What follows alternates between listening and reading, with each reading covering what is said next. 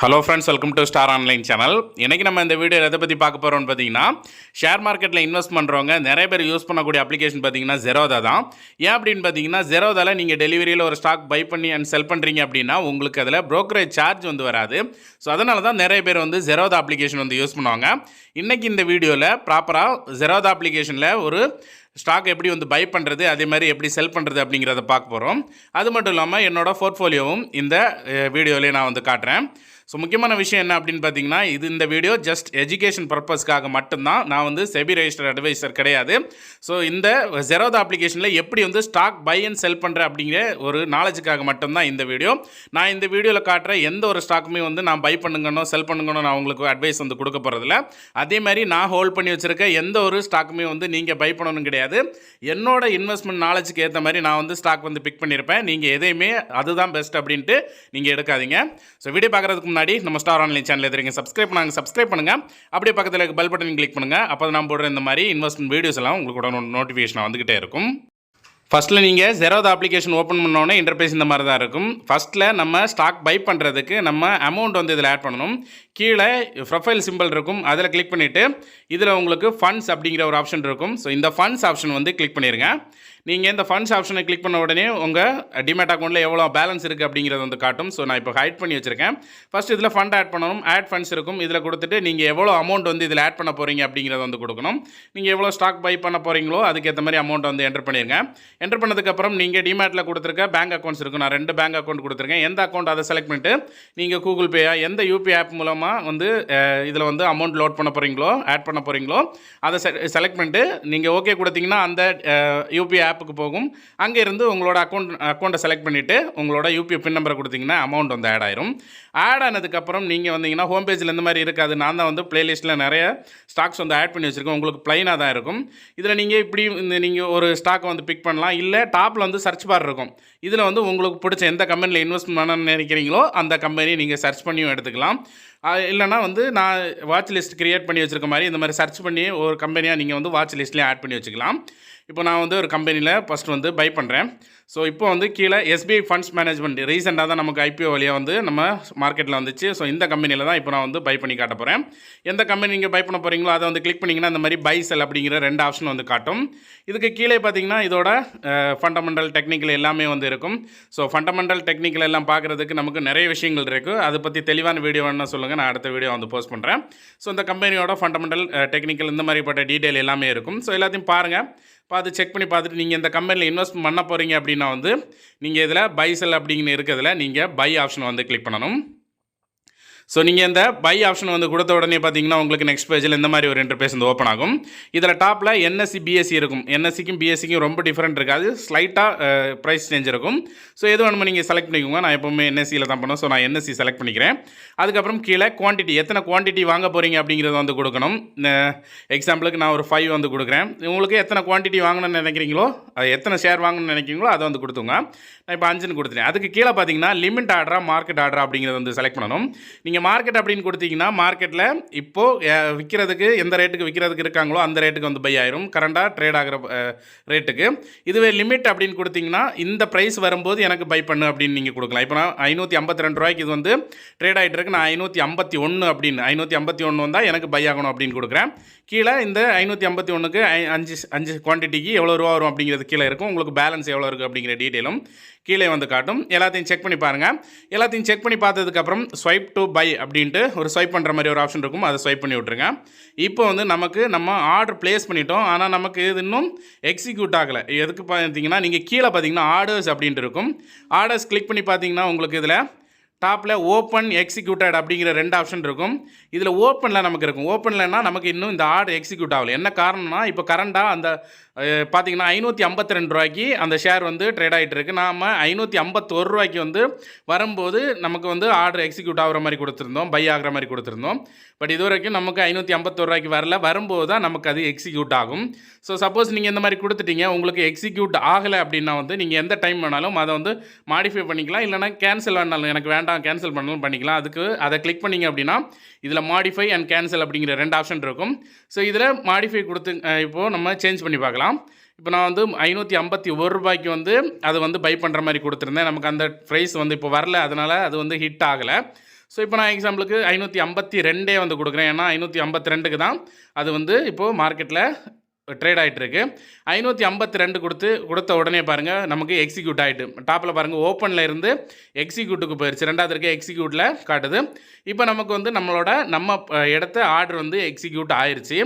Execute ஆனதுக்கப்புறம் இது டைரெக்டாக நம்மளோட போர்ட்ஃபோலியோவுக்கு போகும். நம்ம இனிமேல் வந்து நம்மளோட போர்ட்ஃபோலியோவில் தான் பார்க்குறோம். இதுக்கு பார்த்திங்கன்னா நம்மளோட கீழே பாட்டமில் பார்த்திங்கன்னா நமக்கு ஆல்ரெடி பார்த்திங்கன்னா நம்ம ஆர்டர்ஸில் பார்த்தோம். ஆர்டர்ஸ்க்கு அடுத்து போர்ட்ஃபோலியோ அப்படிங்கிற ஆப்ஷன் இருக்கும். அந்த ஆப்ஷனை கிளிக் பண்ணிங்கன்னா இதில் உங்களுக்கு 2 ஆப்ஷன் இருக்கும், ஹோல்டிங்ஸ் அண்டு பொசிஷன். ஹோல்டிங்ஸில் பார்த்தீங்கன்னா உங்களுக்கு ஆல்ரெடியே நீங்கள் வாங்கி வச்சிருக்க ஸ்டாக்ஸ் எல்லாம் எவ்வளோ இன்வெஸ்ட் பண்ணியிருக்கீங்க, எவ்வளோ இருக்குது அப்படிங்கிற டீட்டெயில்ஸ் வந்து ஹோல்டிங்ஸில் இருக்கும். ஸோ இப்போ நீங்கள் ஃப்ரெஷ்ஷாக இன்றைக்கி பை பண்ணது வந்து பொசிஷனில் இருக்கும். இப்போ பாருங்கள் பொசிஷன் கொடுத்த உடனே பாருங்கள் எஸ்பிஐ ஃபண்ட்ஸ் அப்படின்ட்டு இப்போ நம்ம வாங்குகிற அந்த 5 ஷேருமே வந்து இந்த இடத்துல வந்து ஷோ ஆகுது. ஸோ 5 ஷேருமே வந்து அப் அண்ட் டவுன்ஸ் எவ்வளோ ஏறுது எவ்வளோ இறங்குது அப்படி இப்போ பாருங்கள் -2 வந்து -2 மைனஸ் ஆயிருக்கு அப்படிங்கிற டீட்டெயில்ஸ் வந்து அந்த இடத்துல வந்து காட்டுது. ஸோ இந்த மாதிரி அப் அண்ட் டவுன்ஸ் வந்து இருக்கும். ஸோ இது வந்து ஹோல்டிங்ஸில் இன்றைக்கி நீங்கள் பை பண்ணிங்கன்னா நாளைக்கு காலையில் வந்து ஹோல்டிங்ஸில் போயிடும். அது வரைக்கும் உங்களுக்கு பொசிஷனில் தான் இருக்கும். இப்போ நீங்கள் இதிலேருந்தே நீங்கள் செல் பண்ணலாம். இதிலே நீங்கள் கிளிக் பண்ணி செல் பண்ணிட்டீங்க அப்படின்னா வந்து உங்களுக்கு இன்ட்ராடே கணக்கில் வந்துடும். அதான் இன்ட்ராடேனா இன்றைக்கே வாங்கி இன்றைக்கே செல் பண்ணுறது. ஸோ ஹோல்டிங்ஸ் பார்த்தீங்கன்னா இன்றைக்கி நீங்கள் வாங்கிட்டீங்க, நாளைக்கு ஹோல்டிங்ஸில் வந்துடும். இப்போ பாருங்கள் நான் வந்து கிட்டத்தட்ட ஒரு 18 கம்பெனி ஷேர்ஸ் வந்து வாங்கியிருக்கேன் ஆல்ரெடி. ஸோ அது எல்லாமே வந்து நமக்கு இப்போ ஹோல்டிங்ஸில் வந்து காட்டுது.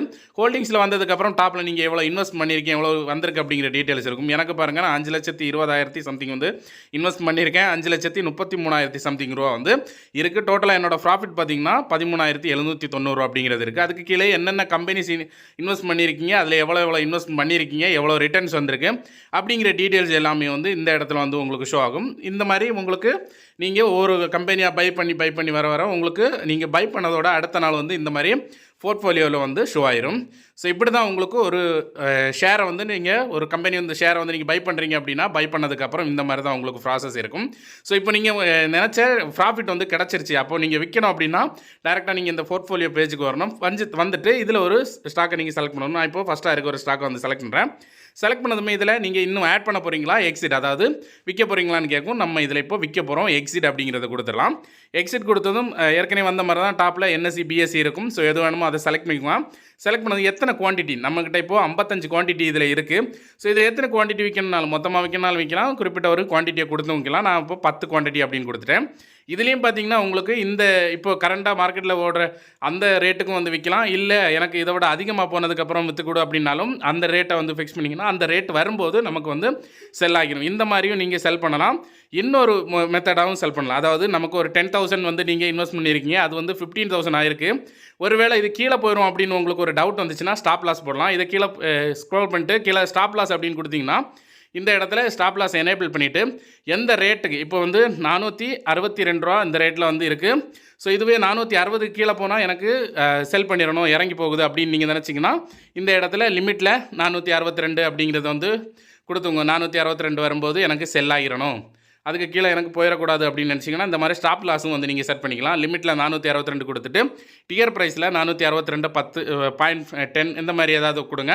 அப்போ தான் வந்து அந்த டைம் இந்த லிமிட் ப்ரைஸ் 462 அதிகம் இல்லை, டியர் ப்ரைஸில் 462 கீழே ஒரு 10 பைசா கம்மியாக கொடுத்து செட் பண்ணிட்டீங்கன்னா நீங்கள் அந்த டைமில் வரும்போது உங்களுக்கு ஸ்டாப் லாஸ் அதுக்கு மேலே உங்களுக்கு லாஸ் ஆகாமல் அந்த இடத்துலையே உங்களுக்கு விற்று கொடுத்துரும். இல்லை முதல்ல சொன்ன மாதிரி நீங்கள் இந்த ரேட்டுக்கு என்ன விற்கணும் அப்படின்னாலும் அந்த ரேட்டுக்கு செல் கொடுத்தீங்கன்னா இந்த மாதிரி கண்டினியூ கேட்கும். கண்டினியூ வந்து கிளிக் பண்ணிடுங்க.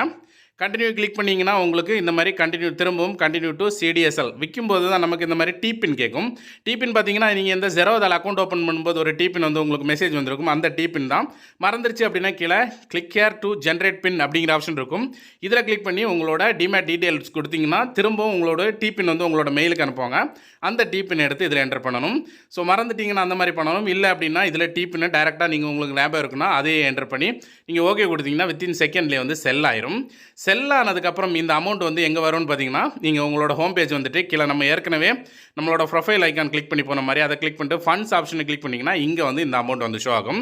ஸோ இதில் முக்கியமான விஷயம் என்னென்னா இன்றைக்கி நீங்கள் இந்த ஃபண்டை விற்றுட்டீங்க, விற்ற உடனே இதை வந்து நீங்கள் அதை உடனே வந்து அமௌண்ட்டை வந்து விட்ரா பண்ண முடியாது. அதாவது இன்றைக்கி விற்றுருக்கீங்க அப்படின்னா அடுத்த T1 அதாவது ட்ரேடிங் டே அடுத்த ட்ரேடிங் டேயில் தான் நீங்கள் வந்து விட்ரா பண்ண முடியும். நீங்கள் இதில் விட்ரா அப்படிங்கிற ஆப்ஷன் இருக்கும். அந்த விட்ரா ஆப்ஷனை கிளிக் பண்ணிங்கன்னா இப்போ எனக்கு வந்து விட்ராவில் 13,000 சம்திங் இருக்குது. நான் ஆல்ரெடி இது செல் பண்ணது. இதில் உங்களுக்கு இன்றைக்கி தான் நீங்கள் செல் பண்ணிங்கன்னா 0 தான் வந்து காட்டும். உங்களுக்கு இதில் வந்து வித்ட்ராவல் பண்ண முடியாது. அதில் வந்து அதாவது இன்றைக்கி விற்றீங்க, அடுத்த ட்ரேடிங் டேயில் வந்து நீங்கள் அதை வந்து விற்றுக்கலாம். இந்த இடத்துல வந்து ஷோ ஆகும். கீழே பார்த்தீங்கன்னா ரெகுலர் இன்ஸ்டன்ட் அப்படின்னு இருக்கும். இன்ஸ்டண்ட்டாக நீங்கள் வித்ட்ராவல் பண்ணுறது 2 lakh வரைக்கும் வித்ட்ராவல் பண்ணிக்கலாம்.